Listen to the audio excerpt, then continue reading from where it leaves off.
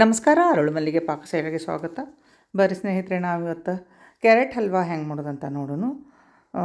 ಇದಕ್ಕೆ ಏನೇನು ಬೇಕಾಗ್ತದೆ ಮತ್ತು ಹೆಂಗೆ ಮಾಡೋದಂತ ನಾನು ತೋರಿಸ್ಕೊಡ್ತೀನಿ. ಅಗದಿ ಈಸಿಯಾಗಿ ಒಂದು 15 ನಿಮಿಷ ಒಳಗೆ ಮಾಡ್ಕೋಬಹುದು. ಬರ್ರಿ, ಹಂಗಾದ್ರೆ ಇದಕ್ಕೆ ನಾನು ಏನು ತೊಗೊಂಡಿನಿ, ಹೆಂಗೆ ಮಾಡೀನಿ ಅಂತ ತೋರಿಸ್ತೀನಿ. ಈ ವಿಡಿಯೋ ಕೊನೆ ತನಕ ನೋಡಿರಿ, ನಾವು ಸ್ಕಿಪ್ ಮಾಡಬೇಡ್ರಿ. ಭಾಳ ಟೇಸ್ಟಿಯಾಗ್ಯದ ಮತ್ತು ಭಾಳ ಚಂದನೂ ಆಗ್ಯದ ನೋಡಲಿಕ್ಕೆ. ಇದಕ್ಕೆ ಏನೇನು ತೊಗೊಂಡಿನಿ ಅಂತ ಹೇಳ್ತೀನಿ. ಈ ವಿಡಿಯೋ ಕೊನೆ ತನಕ ನೋಡಿರಿ. ಇದಕ್ಕೆ ಗಜ್ರಿ ತೊಗೊಂಡಿನಿ. ಗಜ್ರಿ ತೊಗೊಂಡು ಹೆಚ್ಚಿಟ್ಟಿನಿ. ನಾನು ಗಜ್ರಿ ಒಂದು ಪಾವು kg ಅಷ್ಟು ತೊಗೊಂಡಿನಿ.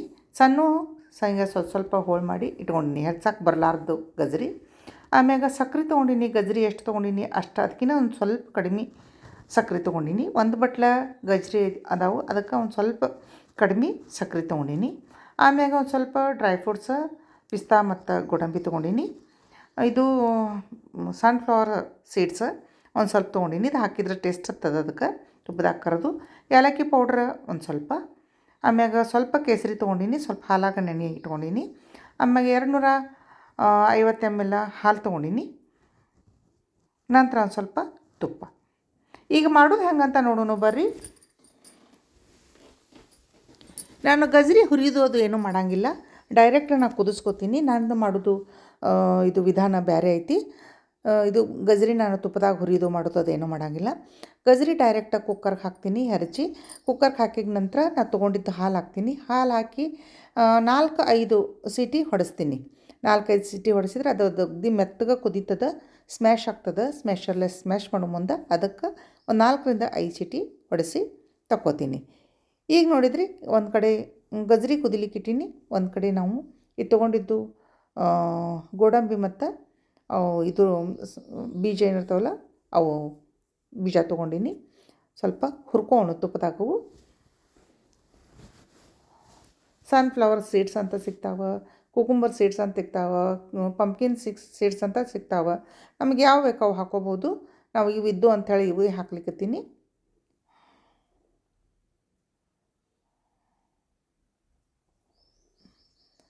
ಈಗ ಇವು ಇಷ್ಟ ಕೆಂಪಾಗಿ ಹೊರದ್ರೆ ಸಾಕು. ನಮ್ದು ಈ ಕಡೆ ಗಜ್ರಿನೂ ಕುದ್ದದ. 4-5 ಸೀಟಿ ಹೊಡ್ಸೀನಿ ನಾನು. ಅಗದಿ ಮೆತ್ತಗೆ ಕುದ್ದದ. ಈ ಟೈಪಾಗಿ ಕುದಿಬೇಕು. ಕುದ್ದ ನಂತರ ನಾವೀಗ ಈಗ ಅಗದಿ ಮೆತ್ತಗೆ ಸ್ಮ್ಯಾಶ್ ಮಾಡೋಣ. ಇದನ್ನು ಸ್ಮ್ಯಾಶರ್ಲೆ ಸ್ಮ್ಯಾಶ್ ಮಾಡೋಣ. ಆಮ್ಯಾಗ ಹೆಂಗೆ ಮಾಡೋದಂತ ಹೇಳ್ತೀನಿ. ನಮ್ಮ ವಿಡಿಯೋ ನೋಡಿದವರು ಇನ್ನೂ ಯಾರು ಸಬ್ಸ್ಕ್ರೈಬ್ ಮಾಡಿಲ್ಲ ಅವರು ಸಬ್ಸ್ಕ್ರೈಬ್ ಮಾಡಿರಿ, ಶೇರ್ ಮಾಡಿರಿ, ಲೈಕ್ ಮಾಡಿರಿ ಮತ್ತು ಕಮೆಂಟ್ ಮಾಡಿರಿ. ಈಗ ನಾ ಇದನ್ನೆಲ್ಲ ಮೆತ್ತಗೆ ಸ್ಮ್ಯಾಶ್ ಮಾಡ್ಕೋತೀನಿ. ಸ್ಮ್ಯಾಶ್ ಮಾಡ್ಕೊಂಡ ನಂತರ ಇದಕ್ಕೆ ನಾವು ಸಕ್ಕರೆ ಹಾಕ್ಕೊಳ್ಳೋಣ.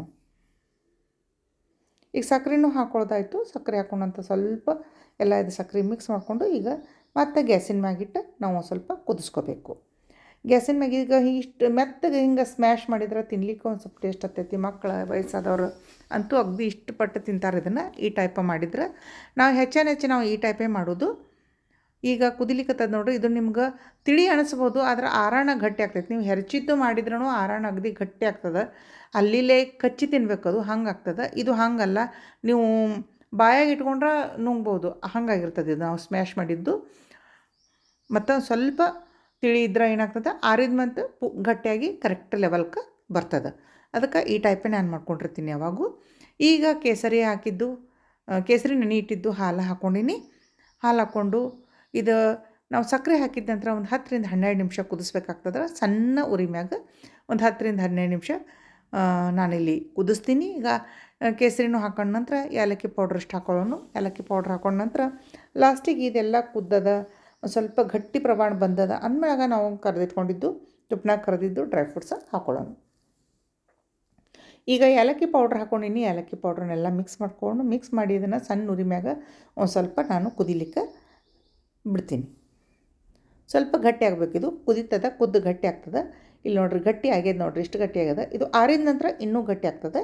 ಅದಕ್ಕೆ ಇಷ್ಟು ಗಟ್ಟಿ ಆದ್ರೆ ಸಾಕು. ನಾನೀಗ ಗ್ಯಾಸ್ ಆಫ್ ಮಾಡ್ತೀನಿ. ಗ್ಯಾಸ್ ಆಫ್ ಮಾಡಿ ಇದಕ್ಕೆ ಡ್ರೈ ಫ್ರೂಟ್ಸ್ ಏನು ತೊಗೊಂಡಿದ್ನಲ್ಲ ಹುರಿದಿದ್ದು, ಅವು ಡ್ರೈ ಫ್ರೂಟ್ಸ ಇದಕ್ಕೆ ಹಾಕ್ತೀನಿ. ಇದು ಹಾಕಿದ ನಂತರ ನಾನು ಗ್ಯಾಸ್ ಆಫ್ ಮಾಡಿ ಬಿಡ್ತೀನಿ. ಸ್ವಲ್ಪ ತಣ್ಣಗಾದ ನಂತರ ಗಟ್ಟಿ ಆಗ್ತದೆ. ಪೂರ್ತಿ ತಣ್ಣಗಾದ ನಂತರ ಇನ್ನಷ್ಟು ತಣ್ಣಗಾಗ್ತದೆ. ನೀವು ಇದಕ್ಕೆ ಬೇಕಂದ್ರೆ ಈಗ ತುಪ್ಪ ಹಾಕ್ಬೋದು, ಆದ್ರೆ ಆಮೇಲೆ ತುಪ್ಪ ಹಾಕ್ಕೋಬೋದು. ನಾನು ಇದು ಮಾಡೋ ಮುಂದೆ ಪ್ಲೇಟಿಗೆ ಹಾಕೋ ಮುಂದೆ ತುಪ್ಪ ಹಾಕೀನಿ. ಈಗೇನು ತುಪ್ಪ ಹಾಕಿಲ್ಲ. ಈಗ ನೋಡಿರಿ ಸರ್ವ್ ಮಾಡೋ ಮುಂದೆ ನಾನು ಇದಕ್ಕೆ ಒಂದು ಚಮಚ ತುಪ್ಪ ಹಾಕ್ತೀನಿ. ತುಪ್ಪ ಹಾಕ್ರಿ. ಅಗದಿ ಬಿಸಿ ಬಿಸಿ ಇದ್ದಾಗನೂ ಟೇಸ್ಟ್ ಹತ್ತದ, ಆರಿದ ನಂತರನೂ ಟೇಸ್ಟ್ ಹತ್ತದ. ನೀವು ಈ ಟೈಪ್ ಮಾಡಿಟ್ರೆ ಕೆಡೋದೂ ಇಲ್ಲ. ಫ್ರಿಜ್ನಾಗ ಇಟ್ಕೋಬೋದು. ನೀವು ಮಾಡಿ ಎಷ್ಟು ಬೇಕಷ್ಟು ದಿವಸನೂ ನೀವು ಇದನ್ನು ಇಟ್ಕೊಂಡು ಈ ಟೈಪ್ ಇಟ್ಕೊಂಡು ತಿನ್ಬೋದು. ಫ್ರಿಜ್ನಾಗ ಇಟ್ಕೊಂಡು ತಿನ್ಬೋದು, ಕೆಡಂಗಿಲ್ಲ ಏನಿಲ್ಲ. ಈಗ ಮ್ಯಾಗ ಒಂದು ಸ್ವಲ್ಪ ಡ್ರೈ ಫ್ರೂಟ್ಸ ಉದುರಿಸಿದ್ರೆ ನಮ್ಮದು